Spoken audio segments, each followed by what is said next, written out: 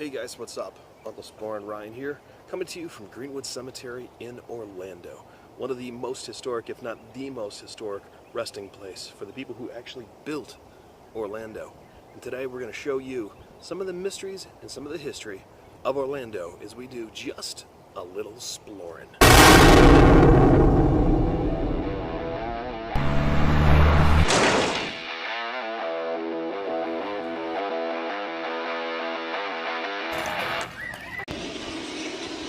As old as the cemetery is, there's still a lot of these tombstones that are pretty new.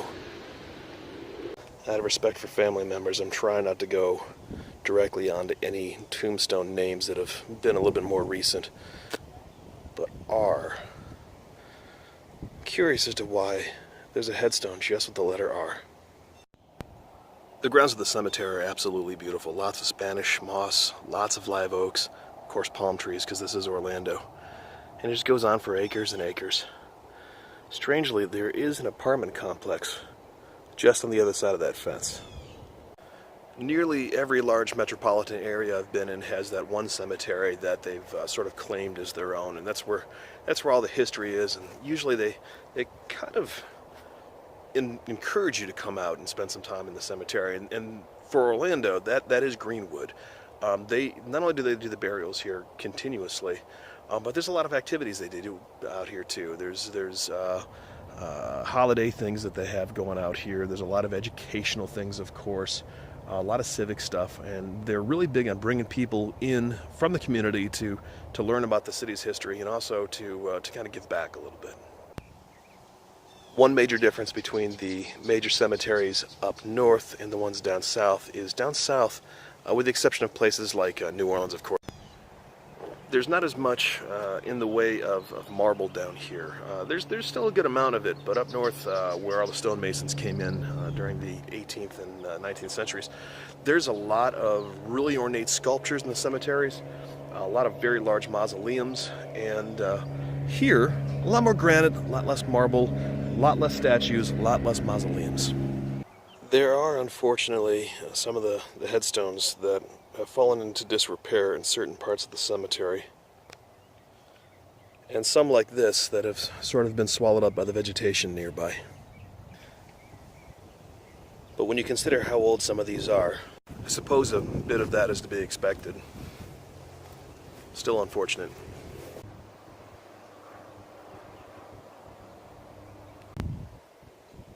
In one of the more heartbreaking things I've seen, I seem to have wandered into what is referred to as babyland, which I didn't think that's what was over here, but it is. And babyland is exactly what it sounds like. It is the final resting place for dozens of infants. As you can see from the flowers on some of these headstones, for headstones that have gone back, 60, 70, 80, even 90 years. Some wounds never heal.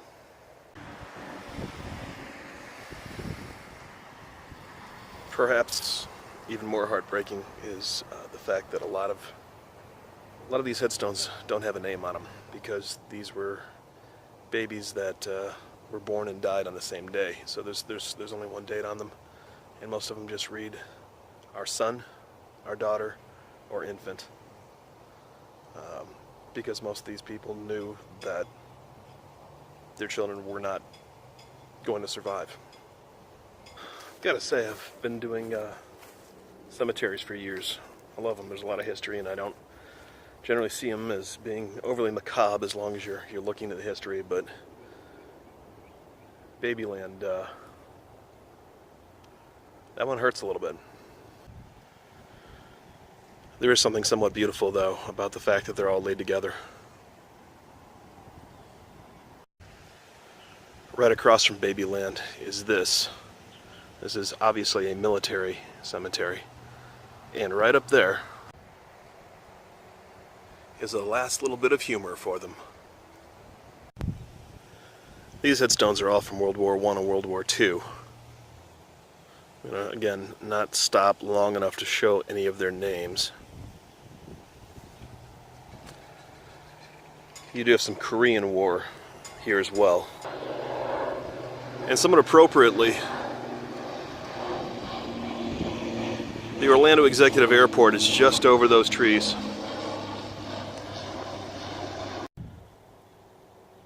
Moving to the far side of this area, I'm starting to see a lot more Korean War and Vietnam War veterans. Haven't come across anything from the Gulf just yet.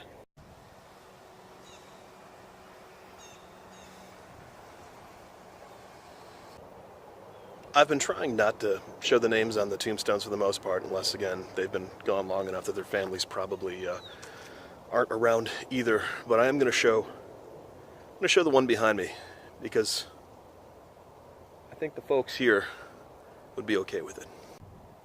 Behind me is the final resting place of Karen E. Kelly, who just died a little bit earlier this year. And it looks like her husband is still with us. But I just want to point out, I hope we all have this kind of relationship all the way to the end.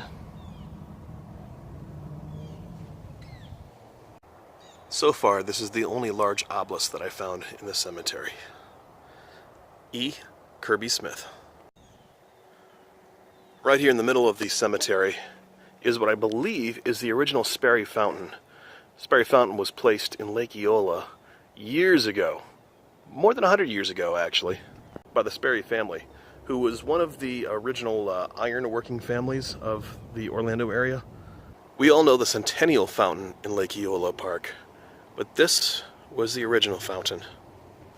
Now, Lake Eola still has a Sperry fountain. It's cast off of this. This was the original. As I understand, this one was made out of iron, and because it was made out of iron, over 100 years it sort of started to disintegrate a little bit, and they had to pull it out of there. They took this fountain and they made a cast of it and put a new one out there. It's cast off this one. Looks almost the same. I believe the new one is bronze, and then they rehabbed this one and brought it out here, where the Sperrys have found their final rest as well. Moving around near the back of the cemetery, we're starting to find some of the older headstones. I see some over there from 1849, and some that look like they're probably even older than that. Heading further down the main road, you come to this, which is another military cemetery. This particular area right behind me commemorates United Spanish War veterans.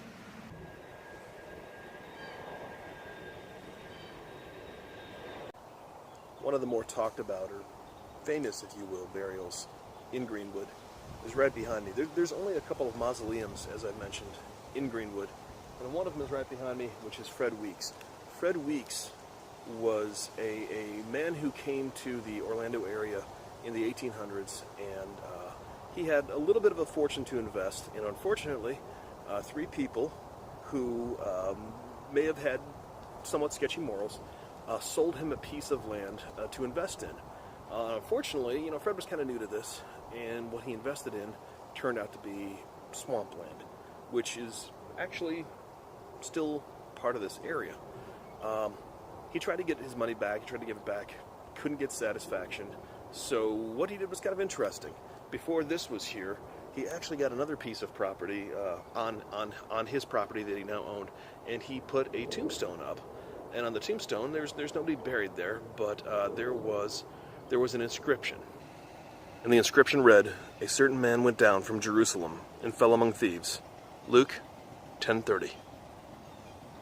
And that kind of accusation, in a time where honor really meant a lot, was a pretty tough thing to say about those three gentlemen. But what made it even better is he wrote their names on the bottom of the stone right below that inscription, one by one, and placed it near the front of what was then the entrance to Greenwood Cemetery for anyone coming by to see it. So as these people are coming in seeing this, the families of these three gentlemen decide, you know what, we're going to buy out Fred. Fred finally got his money back, but it wasn't done. When Fred actually did pass away, he bought another piece of property here at Greenwood, about 100 feet away from that original stone. And that's where his mausoleum lies today. And as you can see, when you get close to Mr. Weeks's mausoleum, He put that little piece of Bible verse right back up. And possibly a little bit more mysterious below it, there's a little square, a little rectangle, which would have just fit 3 names. There's a little bit of an urban legend that the families came back in and chiseled it off, but I've yet to hear that story kind of proven past just a little bit of hearsay. So I guess that's between Fred and the families. One thing that I am noticing is that some parts of the cemetery are definitely a lot more condensed than others.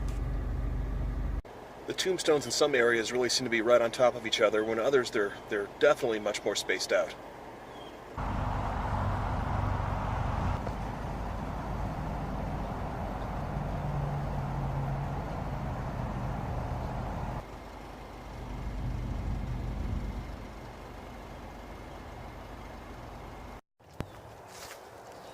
I'm now entering one of the oldest parts of the cemetery. It's near the wetlands, which are right behind me. The city's kind of claimed that portion. They use it for a retention area, and it's turned into a little bit like a jogging path and a dog path as well. But the stones here are some of the oldest in the entire park, and as such, many of them are completely unreadable.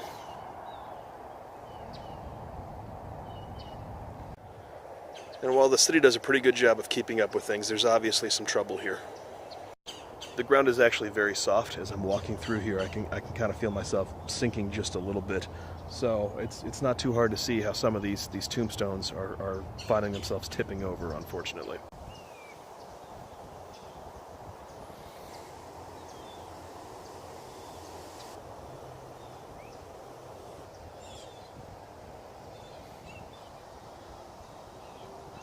That one appears to be from a reverend. And somewhat sobering sight of vaults laying over there against that tree.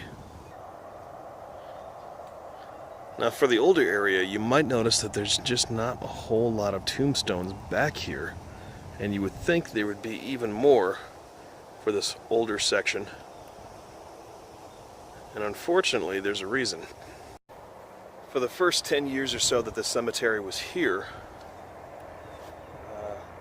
most of the headstones were wood.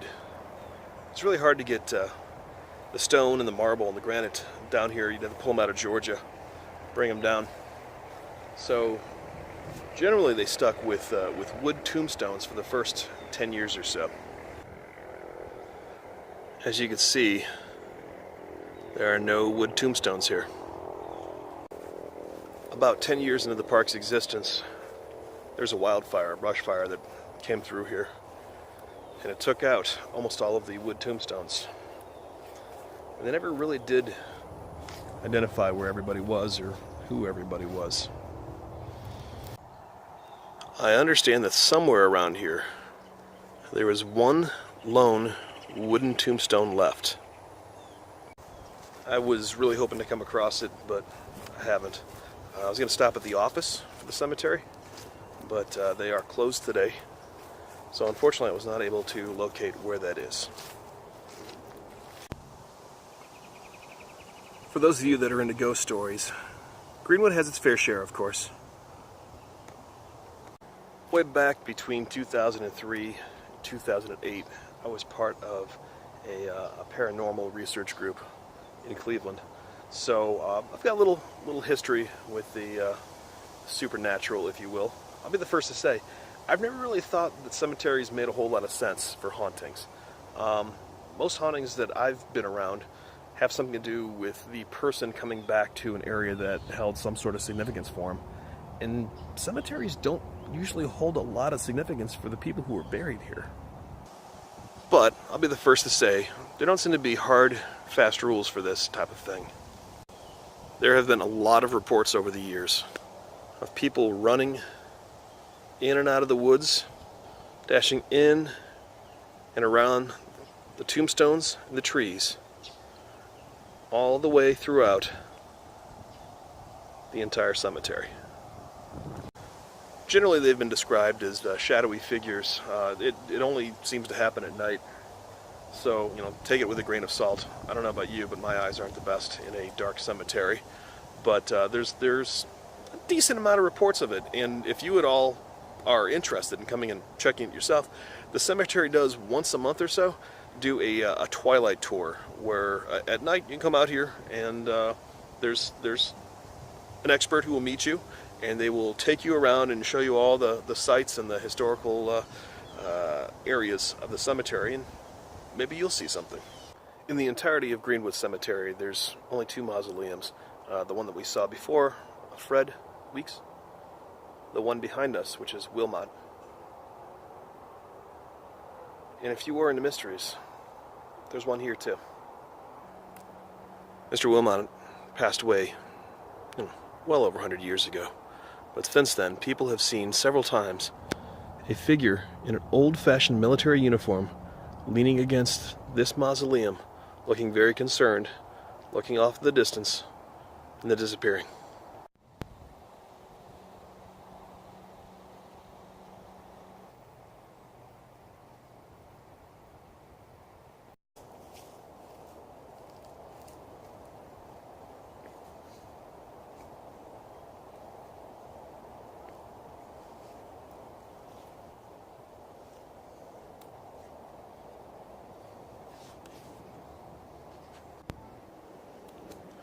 I do believe that's going to do it for us today here at Greenwood Cemetery.